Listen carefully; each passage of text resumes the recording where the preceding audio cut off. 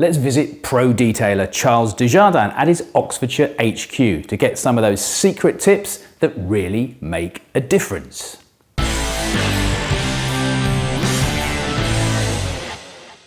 We always like to inspect the car. We're going around checking for any smart repairs that have been done on the car. If a blow-in has been done onto the car, the paint is a lot thinner, it can pull back and we can start causing ourselves an issue.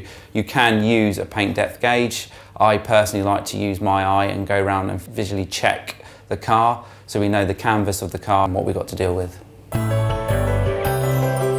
Step one that I always go to firstly is I like to start with the wheels. So I will give the wheel a nice coating of some Rim 7. I'll let them dwell 3 to 4 minutes, agitate them slightly with a brush, and I'll wash that down. Then I'll then come back and do the back of the wheel, again by giving it a nice coating, let it dwell, use different longer brushes so I can get into the tighter areas.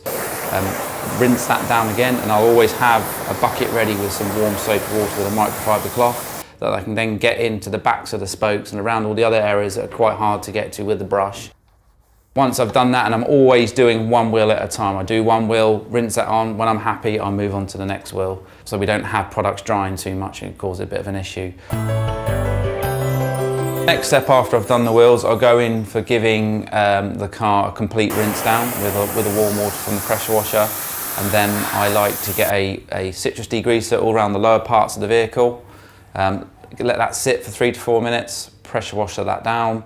Then I'll pick up some nice all-purpose cleaner and I'll go around with a small brush into all the tight gaps around the badges, in the grills. I like to do that, you know, because there's actually a lot of dirt and build-up always gets into those areas that you can't necessarily just remove with a pressure washer safely.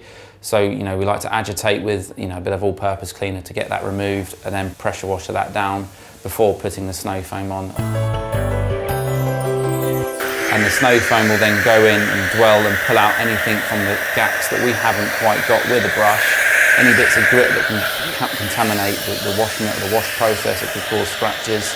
So once we've left that sit and we've rinsed that down, then we then start with the shampooing stage, which is again, you know, 2 buckets, a nice warm soapy water to a clean water, and we try to do a panel at a time, in with the mitt, starting from the top of the panel, working our way down, cleaning the mitt, and always constantly checking the mitt to make sure we haven't picked up any of the dirt or any grit that can cause any issues.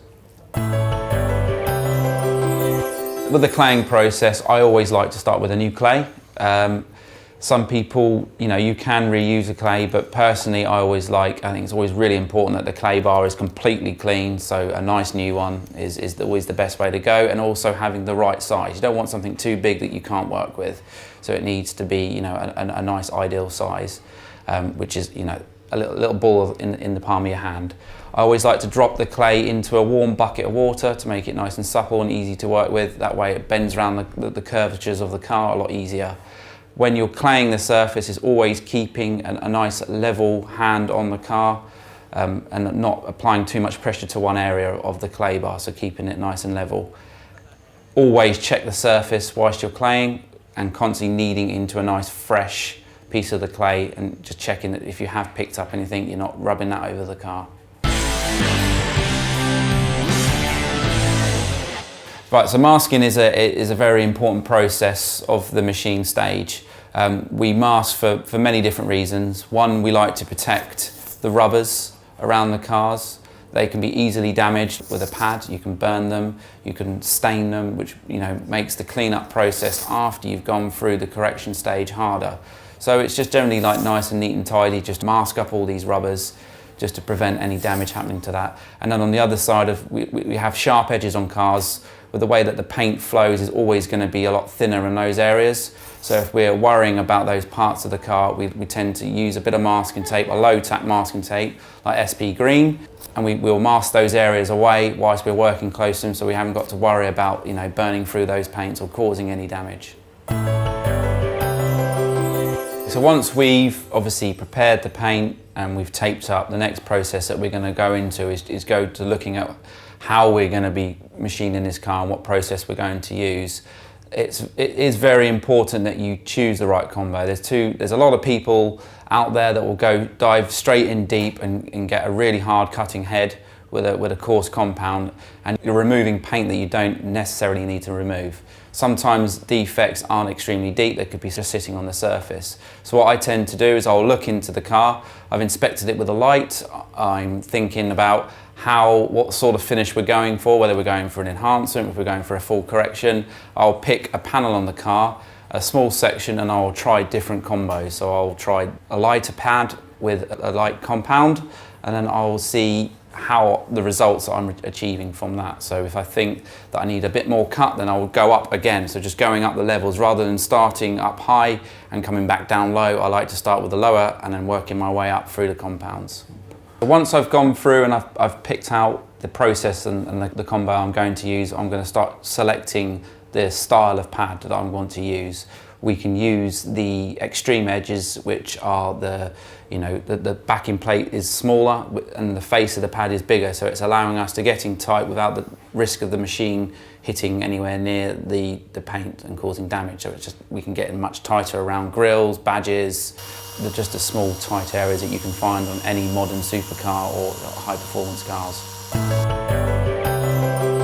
We have different size machines. I personally like to start on a large panel with the smaller machine, like decorating. We like to cutting our edges first. We work around the edges with the smaller machine, and then once we've cut and got all those areas that I'm satisfied with, we'll then pick up the larger machine and start working into the middle, making sure that the panel's perfect. We haven't gone anywhere too close with a larger machine that we can start causing any damage. We've selected our compounds, we know what heads we're going to be using, and now we're starting on the machine process. After every set of machine polishing, we like to degrease down afterwards. The reason why we're doing that is to remove any oils or lubricants that are left behind from the compounds, so we can see the true finish of the panel. So we're not constantly pushing more and more of those oils into any defects that could then fill the surface, and we're not seeing any swells, and we're thinking that the panel's now corrected.